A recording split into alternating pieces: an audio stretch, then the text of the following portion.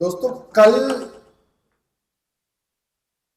दिल्ली नगर निगम MCD की standing committee की बैठक हुई और उसमें जो घटनाक्रम हुआ है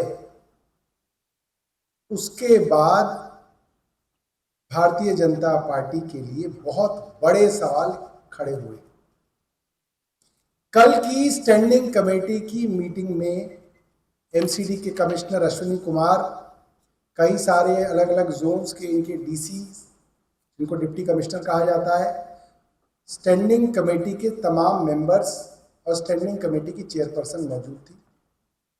भारतीय जनता पार्टी के साउथ शाहदरा जोन के स्टैंडिंग कमेटी के मेंबर और पार्षद पंकज लूथरा जी ने वहां पे अपनी एक बात रखी। उन्होंने कहा, मेरे एरिया में कोई कंस्ट्रक्शन चल रही है जिसका नक्शा पास है और उससे संबंधित मामले में जेई, एमसीडी जेई पैसे मांग रहा है। उन्होंने कहा कि एमसीडी जेई से जब उन्होंने पूछा तो उसने कहा कि एमसीडी साउथ शाहदरा जोन के डीसी बादल कुमार ने ये पैसे की मांग की है। भारतीय जनता पार्टी के स्टैंडिंग कमेटी का मेंबर कमिश्नर ऑफ एमसीडी के सामने उनके डीसी की शिकायत लगा रहा है कि ये आदमी बिल्डिंगों से पैसा इकट्ठा कर रहा है। डीसी का नाम बादल कुमार। क्या होना चाहिए था? कमिश्नर कहते कि इसके ऊपर कार्रवाई होगी, इसकी जांच होगी। ऐसा नहीं हुआ। उधर से डीसी बादल कुमार खड़े हुए और उन्होंने भारतीय जनता पार्टी के पार्षद के बारे में कहा कि इस पार्षद का बिल्डिंग में पैसा लगा हुआ है, ये बिल्डिंग में पैसा लगा रखा है, इसलिए मेरे ऊपर दबाव डाल रहा है।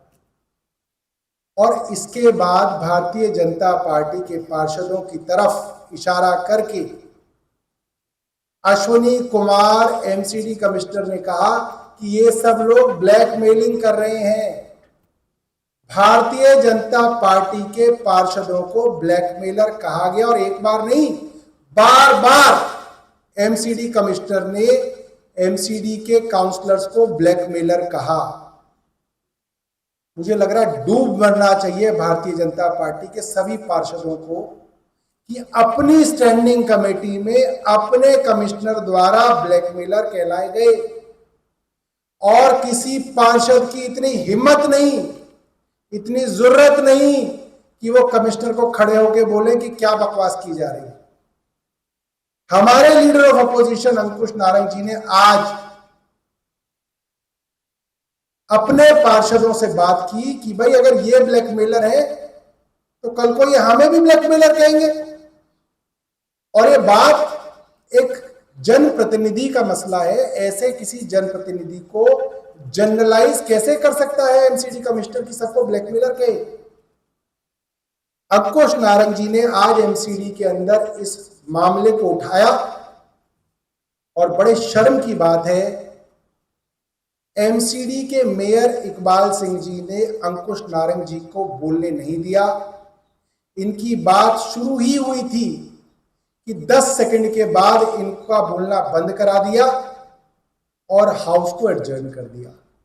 मात्र 5 से 7 मिनट एमसीडी का हाउस चला है, 5 से 7 मिनट। क्यों? क्योंकि एमसीडी के मेयर भी उस डीसी को बचाना चाहते हैं। एमसीडी के मेयर भी नहीं चाहते कि डीसी की बात बाहर आए। क्यों? मेरा भारतीय जनता पार्टी के अध्यक्ष वीरेंद्र सचदेवा जी से एक छोटा सा सवाल है। या तो वो डीसी पैसे ले रहा था बिल्डिंग माफिया से और बिल्डिंग डिपार्टमेंट से, या आपके पार्षद ब्लैकमेलर हैं जो आपने मान लिया है। दोनों चीजें साथ नहीं चल सकती। अगर आपके पार्षद ब्लैकमेलर नहीं है तो आप डीसी पर कार्रवाई कीजिए, तुरंत कार्रवाई कीजिए। आप कार्रवाई नहीं कर रहे, आप छुपते घूम रहे हैं। इसका मतलब यह है कि आपने ये मान लिया कि आपके पार्षद ब्लैकमेलर हैं। ये बहुत शर्म की बात है। पूरे के पूरे भारतीय जनता पार्टी के सभी पार्षदों के लिए कि वो आज इस ब्लैकमेलर का तमगा लेके घूम रहे हैं, मगर इसके खिलाफ जो है वो आवाज नहीं उठा रहे हैं। हमारे लीडर ऑफ अपोजिशन ने और हमारे आम आदमी पार्टी के तमाम स्टैंडिंग कमेटी के सदस्यों ने ये चिट्ठी सेंट्रल विजिलेंस कमीशन को, सेंट्रल ब्यूरो ऑफ इन्वेस्टिगेशन को लिखी है कि ये गंभीर आरोप है जो स्टैंडिंग कमेटी में लगाए गए, जिसमें कहा गया कि डीसी बिल्डिंग डिपार्टमेंट से पैसा वसूल करता है। और यह भी इसमें कहा गया है ये कौन डीसी है। इस डीसी का नाम है बादल कुमार। क्या ये आईएएस है? नहीं। क्या ये एमसीडी के कैडर के हैं? नहीं। ये यहां पे डेपुटेशन पे आए थे 3 साल के लिए। इनके 3 साल पूरे हो चुके, इनकी एक्सटेंशन भी पूरी हुए, 8-9 महीने हो चुके। 2024 जुलाई में इनकी डेपुटेशन की एक्सटेंशन भी पूरी हो चुकी है। दिसंबर 2024 में हाउस द्वारा रेजोल्यूशन पास किया गया है कि इस डीसी बादल कुमार की डेपुटेशन पूरी हो चुकी है। ये आदमी जगह जगह बदतमीजी करता है। इस आदमी की जगह जगह पार्षदों ने शिकायत की है, बार बार इसका तबादला किया जाता है। इसको वापस इनके महकमे आईएसएस इंडियन स्टैटिस्टिकल सर्विस में भेजा जाए। क्या मजबूरी है एमसीडी कमिश्नर की कि हाउस के रेजोल्यूशन के बावजूद एमसीडी कमिश्नर अश्विनी कुमार इनको गले लगा के बैठे हैं। इनका टेन्योर इस वक्त पूरी तरीके से अनऑथराइज है और इलीगल है। अनऑथराइज और इलीगल टेन्योर के बावजूद इनके ऊपर आरोप भारतीय जनता पार्टी के पार्षद लगा रहे हैं कि ये पैसे इकट्ठे कर रहे हैं, बिल्डिंग डिपार्टमेंट से पैसे इकट्ठे कर रहे हैं। तो हम चाहेंगे वीरेंद्र सचदेवा जी जवाब दें, उनके पार्षद ब्लैकमेलर हैं या उनका डीसी भ्रष्ट है। इसका जवाब वीरेंद्र सचदेवा जी जरूर दें। ये आज का विषय था। एक बार मैं अंकुश जी से कहूंगा कि वो बताएं हाउस में क्या हुआ, उसके बाद एक दूसरा विषय उस पर भी बात करेंगे।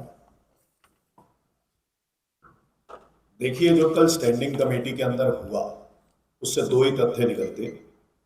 जब कमिश्नर ने यह कहा कि पंकज लूथरा को, जब पंकज लूथरा ने आरोप लगाए तो उन्होंने कहा कि ब्लैकमेलर, इसमें 2 तथ्य निकलते हैं। या तो पार्षद पंकज लूथरा ब्लैकमेलर है या फिर डीसी सच में पैसे मांग रहे थे। आज हाउस के अंदर जब हमने आवाज उठाने की कोशिश करी तो मेयर राजा इकबाल सिंह ने बोलने तक नहीं दिया और उसके 2 मिनट के अंदर उन्होंने स्थगित कर दिया आज का सदन। अब इसमें भी 2 ही तथ्य हैं। या तो राजा इकबाल सिंह ये मानते हैं कि उनके काउंसलर, भाजपा के काउंसलर ब्लैकमेलर हैं, इसलिए उन्होंने हमें नहीं बोलने दिया क्योंकि हम तो उन्हीं के पार्षद की आवाज उठा रहे थे।